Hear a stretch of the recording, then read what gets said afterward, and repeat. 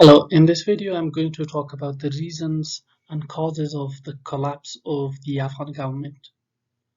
A government that was recently established, a government that was a fresh democracy, a government that was built on the bloodshed of thousands of Afghans and foreign forces. But what happened? Why it just collapsed in less than 15 days? What was the reason? When the Afghan government collapsed, I was in Afghanistan. I was there to see my family. A sudden thing happened. Nobody believed what happened. With an army of 360 or 350,000 people, how come this huge government, with its army, police, and intelligence, it can fall so fast? In this video, I'm going to talk briefly about the causes that caused this collapse. The first cause that I'm going to talk about, it is the December 5th, 2001 Bonn Agreement. This was a good time when all Afghans finished the war. For the international society, mainly for the Americans, it was a good opportunity to bring all the stakeholders, the Taliban, the Northern Alliance, the Haqqani Network, and anyone else that thought to be responsible in Afghanistan politics. But this didn't happen. In Pashto, we have a proverb that Kug Bartar Manzala Narasigi. It means that a wrong foundation cannot support a castle or a building. We had the foundation wrong in 2001, but this happened. Sidelining of Pashtuns. The next important problem that was created after 2001. The war was just moving south. In the past 20 years, houses were bombarded, people were killed, women and men were humiliated. The Pashtun tribes were harassed. The only reason this was happening, it was because of their culture. It is the way they lived. It's the way they seemed. Every Pashtun in the southern region have a beard. They have a turban. They wear long clothes. But that doesn't mean that everyone is a Talib. That doesn't mean that everyone is against the government. But unfortunately, this was what happened. Through the past 20 years, the whole war of the international community happened in the south, and the main reason for the war was that there lived Pashtuns. Pashtuns have a strict culture. They never wanted their wives to be touched by a foreign soldier or a local soldier. Barely people cross in front of people's houses. When you go to someone's house, you take permission. You ask, and then you collect your information. But in this case, you went to people's houses. You investigated people. You took men who are still not known whether they are alive or dead. You caused many women to become widows and many children to become parentless. They don't have fathers anymore. There was another problem. Some countries were supporting specific groups in Afghanistan. The French were too much in support of the people in Panjshir. It might have been because of the mines, because of the special minerals that they have. From the time the Northern Alliance was working in Afghanistan against the Taliban, they were selling all those precious metals to the French government, to French. And that's why they got that support. Iran was supporting the Hazaras. And this created Pashtuns to be sidelined. Nobody cared about them, except throwing bombs on them, except killing them. And that creates animosity. The third factor was foreign interference. Every time there was election, after every election there was interference of foreigners. The UN, the US, the European Union, in any other country, when you do election, two people vote, you have two votes. One person gets two votes and the other gets one vote. The person who got two votes, he's the winner. Every time there was election, yes, less people showed up for the election because of the security, because of various reasons, people were not able to go to the election booths. But it happened. But why every time after the election, the foreigner were too much interested to share the power, asking Karzai, asking Ghani to divide the country, to divide the power. This was what happened. When you win the election, you're assigning your people. You're leading. You're the person that will make the policy. What happened with this two-headed government every time that was assigned by the foreigners? One person was making a policy and the other was hindering. One person was assigning a minister, the other was hindering. It was very unfortunate. This caused major trouble, not only for the Afghan people, but in general for the Afghan forces, for the Afghan national security, because nobody trusted who is our leader. When you do election, you elect one person, not two people. And every time there was election, there was someone behind who was pushing for the division of power. I don't understand exactly. Is there any other power in the world that shares such power? Probably not. Maybe they may share some of the cheers, but not the decision making. The other factor that caused the collapse of the government, it was Pakistan's and Iran's influence. Taliban and the people inside the government who didn't like Ashraf Ghani, who didn't like Pashtuns, who didn't like Karzai, they got too much support from Pakistan and Iran. The Hazaras directly got support because of the religious affiliation with Iran. Every time there was a demonstration, the Hazaras were challenging the government. The Tajiks were denouncing being Afghan. The Tajiks were denouncing that they are from Afghanistan. They called themselves Khorasani. They called themselves not from Afghan. Being an Afghan is something fake for them. Pakistan was directly supporting the Taliban. They gave them sanctuary. They trained them there. They gave them money. They supported them. They spent their winters in Pakistan, and their summers and spring they were back in Afghanistan to destroy the country, to destroy the infrastructure, to weaken the government. The fifth factor was the aid agencies, embassies, and civil society. These three entities created a parallel government. When you have a government, the government is responsible to deliver services to its citizens. The government is responsible to provide food for its people, to create jobs for its people, to provide health services for its people. But it was very unfortunate. Most of the aid agencies, most of the embassies, and the civil society, they work parallel to the Afghan government. There was lack of accountability. This parallelism created a major problem for the government and for the authorities that caused and weakened the government. Brain drain is another problem. Most of the young diplomats, most of those people who were trained in foreign countries,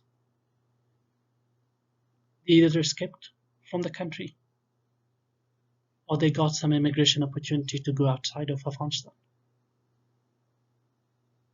Workforce is the backbone of an economy. Workforce is the backbone of a country. When you do not have workforce, when you do not have trained people to run your government, to run your service industry, to run your operation, to run your manufacturing, it's very difficult to establish a stable and sustaining government. This was another problem. Corruption. The international community was the main culprit in this. When they came to Afghanistan in 2001, this was a very good opportunity to punish all the people who were involved in human crimes and crimes that nobody will forget. They beheaded people. These warlords cut the throat of women. They cut the breast of women. They danced on the dead people. They killed thousands of people in containers. But this was very unfortunate. The international community, instead of bringing those people to the court to deliver justice to the people who were affected, they make them more rich. Those people who are standing on the ways, on the roads to rob people, today they were with a tie in a government office. A school teacher become a major general. A school teacher who barely was able to afford his family, today he owns airplanes. Today he owns TV stations and radios. He owns cities under his name. Where did it get from? How he got this from?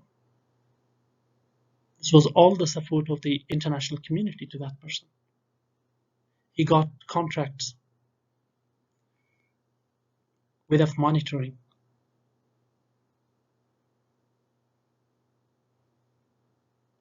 For every contract that was given, especially at the beginning, by the army, the PRTs, there was very, very poor monitoring and evaluation. The estimates were based on the United States. The labor force in Afghanistan is very cheap. It was never considered. Every time they provided the estimate, it was based on the US market. For example, you're hiring one person in the US for construction work, so you give them $20 an hour. That's $160 a day. That's what they estimated there for the Afghan labor force, which was not the case. In Afghanistan, a labor is earning $3 a day, but the estimate was $460. So where did this money go? That's how some people got rich. The warlords become more rich, more powerful, and people who controls now the government, and even that the Western countries are not able to tackle them.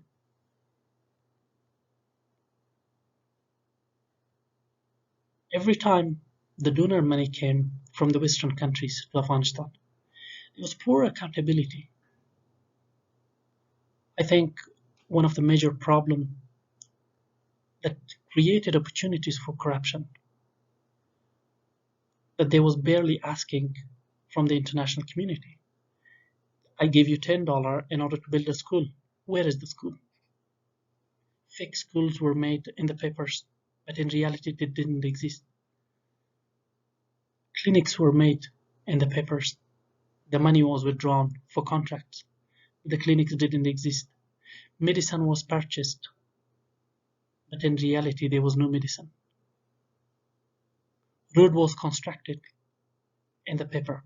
The report was received, the money was released, but there was no road. It all goes back to the donor community. When you give money, you have to be responsible from that, because you take that money from your taxpayers. You take that money from very poor people, and you should be responsible for that. In addition, there was aid dependency, especially for the health system. The education system in the army. If there was no foreign money, the Afghan education, the Afghan army, and the Afghan health system would not last a day, even if there were Americans present in Afghanistan, even if today. But they have stopped their aid, those three systems would collapse in their presence. The main reason when the constitution was developed and amended in 2001 and after 2001 and 2003, this was one of the major mistakes, that most of the services were given for free, health for free, education for free. How come this is possible? When you have all the youths and everybody is interested in war, everybody is interested in guns, make this military service mandatory. Bring all those people back to the army. Make the service mandatory for a specific age so that you can have those people. Now, the problem with the independency was that until the last day, the salary was given by the US. The salary of the police was given by the European Union and the US government. So how can, in a situation, we can say that if you stop your money today, the Afghan army will sustain? This is a question that you have to ask yourself.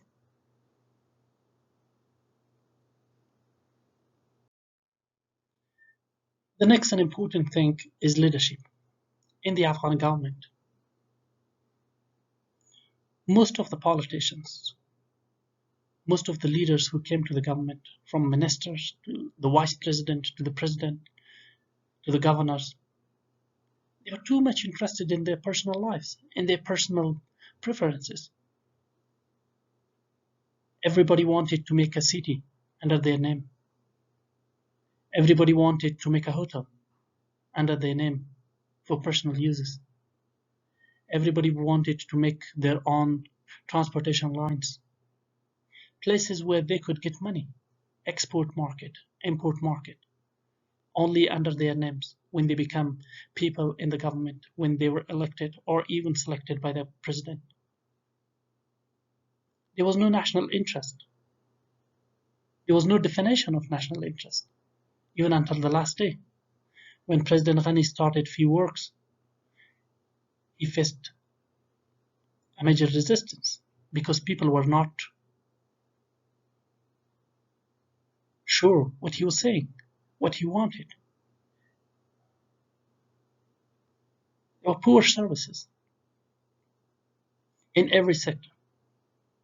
You go to a health clinic, you wait for 2 or 3 hours after riding on a donkey for 4 hours, and then you reach there and you're told that there's no medicine. You take your wife for delivery, 2 or 3 hours by donkey with no road to a clinic, and then there you go. There is no female doctor, there is no midwife, there is one nurse, and he's male in a conservative society. That's why many women in Afghanistan are giving birth in home, because we didn't have female nurses. The legal and justice sector were too corrupt. People were not happy with this, and that's why people were going directly to the Taliban. The system was straightforward. For example, there was a land conflict between two people. The Taliban would just see the record for one day, and at the end of the day, they would give the result. They would declare the decision. But in the government, in the Afghan government, it would take days and months and years just in order to get into the office, just in order to go to the office to file your case, to request for information. to talk with your advocate, to talk with the judge. Criminals were arrested, but when they were affiliated to the government people, they were not punished. They were just released. And every time we see this kind of bad behavior in the government, from poor services to these kind of favoritism to disarm people, even if they are criminal, people were keeping distance from the government. And that caused the gap to increase and increase and increase. And that created the opportunity for the Taliban to easily infiltrate between them. The other problem at the leadership level was that many people in the government, many civil servants, many people in the leadership position, in the parliament, in the ministerial level, and even at the vice president level, they were denying that they are Afghans. They are denying that they are from Afghanistan. They want a separate country. They are dreaming of Khorasan. Some of them claim that they are part of Iran. I really don't understand.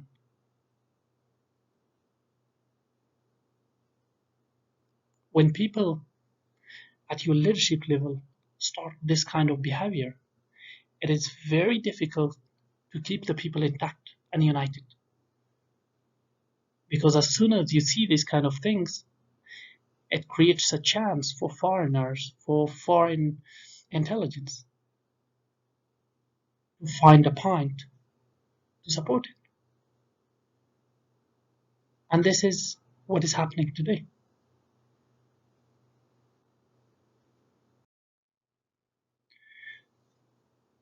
The ninth factor is allocation in the army. Armies of the countries are national. They are not fighting for the president. They are not fighting for the Congress. They are not fighting for the parliament or for the Senate. They follow the national interest. They follow the constitution. They follow all those military rules and principles set out for them in the military rules and code of conduct. But it was very unfortunate in Afghanistan context that we never had a defined national and strategic interest. Maybe it was there in people's mind. Maybe the Minister of Defense, who was changed every 5 months, who was illiterate, who didn't even go to college, who even didn't go to school. But still, he was a Minister of Defense. So with that Minister of Defense, with that Minister of Interior, when they do not have a defined national and strategic interest, how can their soldiers, how can their police officers and army officers and intelligence officers can follow that? They need to have a vision and mission for the country, and they need to follow that.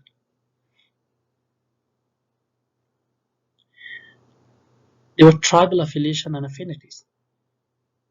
The other unfortunate thing that happened in Afghanistan, especially with the foreign interference, with people who were too much interested in inclusivity. They put these quotas that you have to have 10% from this tribe, 10% from this tribe, 5% from this tribe. That, that, that is not sound. When you have army, you're bringing people based on merit, whether they pass the initial test, the physical test, whether they are mentally ready to become an army soldier, an officer. But this was not the case. They just divided the army between the tribes. 15% has to come from Tajiks, 20% has to come from the Pashtuns, 5% has to come from the Hazaras, 10% has to come from the Uzbek. Why? This created a disconnect between the army and the army officer. And that was why when the Taliban started operating and they wanted to capture Afghanistan. The Afghan army was not able to defend them. The main reason was that they were not following a strategic and main goal. They were just following their tribal leaders, their tribal opinions, their tribal interest. There was no national interest. And lastly, there was poor interest and poor discipline. In army, one of the most important things is discipline. When you bring a soldier to the army, that soldier is responsible to follow and obey all the rules and military conducts and principles. He and she does not have the option. But this was very unfortunate in Afghanistan context. You bring a Hazara soldier and you're telling him something, the next day he's on media and he claims that because of the being a minority, that he is not a minority, but he claims that he's a minority. And he says that I was sexually harassed.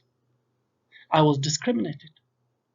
A similar thing a Pashtun will say, and a similar thing a Tajik will say. There was no discipline. Nobody followed the rules. And this was something visible to the international community, especially with ISAF and the NATO forces when they were delivering those various trainings. They intermingled in the same situation. They never tried to correct that. Lastly, and most importantly, the Trump agreement with the Taliban in Doha